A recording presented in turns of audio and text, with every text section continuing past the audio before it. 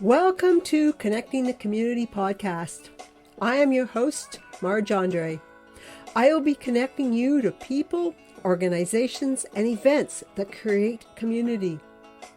I am creating this podcast in Richmond Hill, an eclectic and very culturally diverse community with lots of trees and streams and interesting people, just up the hill from Toronto. On this podcast, I will be talking with Debbie Dew, the program lead for the craft studio at L'Arche Daybreak. Welcome, Debbie. Thank you, Marge. It's great to be here. Yeah, Debbie, I'm so glad we found an opportunity to have a conversation. But I've known you for a number of years, but I don't think I really do know. We haven't had a good conversation. But can you just tell all of us a little bit about yourself, like how long you've been at L'Arche Daybreak, and please tell us about your pottery skills. I know you are very good at that. Well, thank you. Yes, I have been part of the L'Arche Daybreak community for almost 22 years. I came for a year contract and I'm still here. And I have primarily been in the craft studio as the team lead. So we make stuff in our program. We make pottery, we make candles, we make paper, but I am the potter. And I was a potter before I came. And I make my own line of stuff, but I primarily now am just focused on core member work. But I absolutely love it. And I love the ability to connect with people and to show people new things and to problem solve and to figure out, how to make stuff. It's really great. I love my role. Very good. Yeah, and I have many of the pieces of pottery from your studio and absolutely love them. So I'm glad that you're there doing this. But we do want to talk about the May 13th Walk with Hope, but I think we better talk a little bit about L'Arche and L'Arche Daybreak. So can you start with the L'Arche? Well, that's a very good question. Lots of people will drive by and go, what is that place here in Richmond Hill? We are on Yonge Street, just south of Gamble Road. That's where the main property is. L'Arche is part of an international federation of communities where we are people with and without disabilities sharing life together. So that sounds a little bit sort of out there, but what we try and do is celebrate the unique value of every person and recognize the need for one another. And we do that through living in homes together and working in programs together. So our real focus is creating home. We have 8 homes in the town of Richmond Hill, scattered around. So really in the fabric of the community. And we do things like share meals together, do daily life together. And then people go out and do their day, whether it's to come to the craft studio or the day program or work they have in the community. So it really is creating home and being there for each other. Yeah. And we have been here since I think it's 1969. Daybreak is the second L'Arche community in the world, the largest in North America, and the oldest in North America. So we've been around a long time. Originally, the land was donated to us by the Sisters of Our Lady Missionaries. It was 13 acres in the beginning where the land was farmed. And over the years, development has changed the world and we're now a smaller parcel of land, but we've been able to sort of keep our ability to have this little oasis within the development around us and trying to really be part of that development. But so we have a barn that used to be the working barn, but now it's the woodery. The craft studio that we're in now used to be, I think it was the chicken coop at one point, and then it was a bakery, and now it's a craft studio. So we really are adapting to the world around us as well. Yeah. Yeah. And you have a really nice pond and a boardwalk there. So I love that part of your property. Yes, we do have the chapel that was built by Joe Lobko, who is an architect, and he's won some awards for it. So it's this beautiful building where we do events and our spiritual growth is there.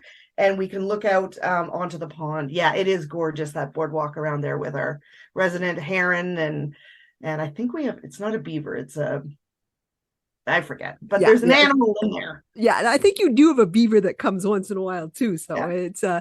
it is a beautiful place. I've done some great photography there, but yeah, I encourage people when they're driving down Yonge Street just to slow down a little bit and look over at this beautiful building.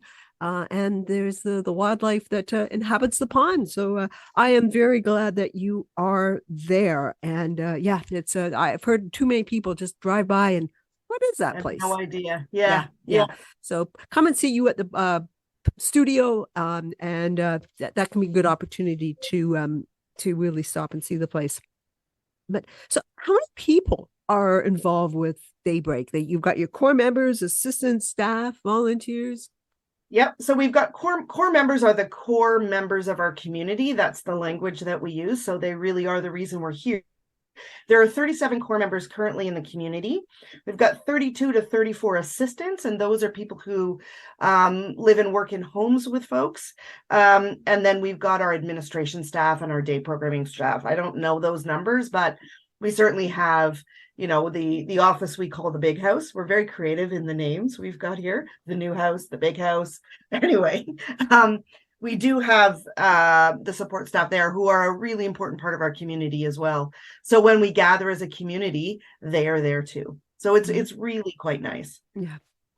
So your programs do receive some funding from the provincial government because you are providing this service, but there is a real need for donations to really make life good for these core residents. And that's why there is this walk with hope. I keep wanting to say walk for hope. It's with hope. We go back and forth, and it's really walk with hope. Yes. But yes, sometimes I call it walk for hope. But yeah, I mean, we do get funding from the provincial government, and that's great. But the fundraising dollars really allow us to sort of amplify life and enhance life. So it allows us to do things that we wouldn't be able to afford to do. It allows us to do things like buy a new wheelchair van. We just got one for Pine House, which allows people to get out, right? Like it really does add to what we do. And it's really, really important. I know when we do our assistance meetings, one of the ones that happens every year that we talk about the budget. And so people can really see that here is where our funding is, and here is where our need is. And the fundraising dollars really fit in that and does help out. So we are working really hard to raise funds. And one of our big events each year is the Walk with Hope. Yeah, so we're really excited about it. Yeah. How long have you been this Walk for Hope been happening? This is a very good question. I did not know the answer to it. So I reached out to Carol Ann, our development person, and it started like a long time ago. Back in the 80s, there was a walk, and then there was a break for a while. We did a bowl-a-thon for a little while, but it's been back and going strong since 2010. Okay. So, and people honestly look forward to it every year. And, we start to talk about it, and then it's like, what's the t-shirt design going to be? What's the hat going to be like? Who's going to win at fundraising? Like there's a real energy around it each year. So we've been doing it for quite some time. Very good. Good. And how many people do you expect to participate in the walk? We're hoping for 350. That is our goal. Yeah. To have 350 people meet at the beginning, walk the walk, and then have a big party at the end. So we're hoping that that's the kind of numbers we get. Very good. Yeah. I've looked at your route, and there's a 5 kilometer and a 2 kilometer. So yes. And many or all of the core members participate? Yes, everybody does. For the most part, depending on some situation. But for the most part, everybody is involved. So lots of people will start at the 5K route that starts at Our Lady Queen of the World Academy. We meet there. I do have the times. We meet there 9 to 10 is registration. So if you do want to join, you can register there. And then we all gather. And this is actually our first time in person in 3 years. So people are super pumped. And then we do have 2 MCs, Joey, who is a core member, and Fabian, who is an assistant from the greenhouse. And they're going to be our masters of ceremony. So there's a couple of words to start, and then there's a workout or a warm up, and then off we go. And we do the 5K walk through the streets of Richmond Hill, and we end at the Daybreak property.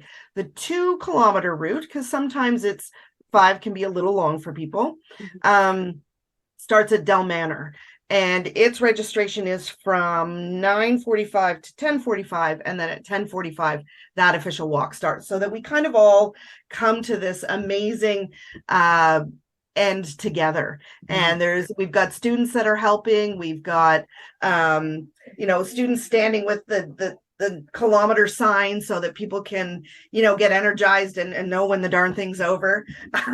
For some people it's a lot, but there's wheelchairs, there's walkers, there's people on foot. Like it's everybody, which is really, really wonderful. Very good. Yeah, it's I'm hoping you have a beautiful day for it, but yeah, yeah, rain or shine, we're doing it. Rain or shine. Okay. We are together this year. Yes. We've been doing it separately and going on a walk with our bubble for the last few years, and so this year we're just so pleased that we can be together in person. Yeah, definitely. And you said there's a party, there's a barbecue, and do you get there is a party? Okay, this is what people are excited about. So there'll be hamburgers and chips and pop at the end. So if you sign up, that's what you can expect. The Our Lady Queen of the World Academy students are going to run some games for everybody, which is really nice to connect with them. The craft studio will have a booth, so you can purchase stuff there. There will be face painting, and it's just the energy at the end of the race or walk. It's not a race. Sometimes I'm a little competitive. It's not a race. Is just amazing. So people want to come out and join us.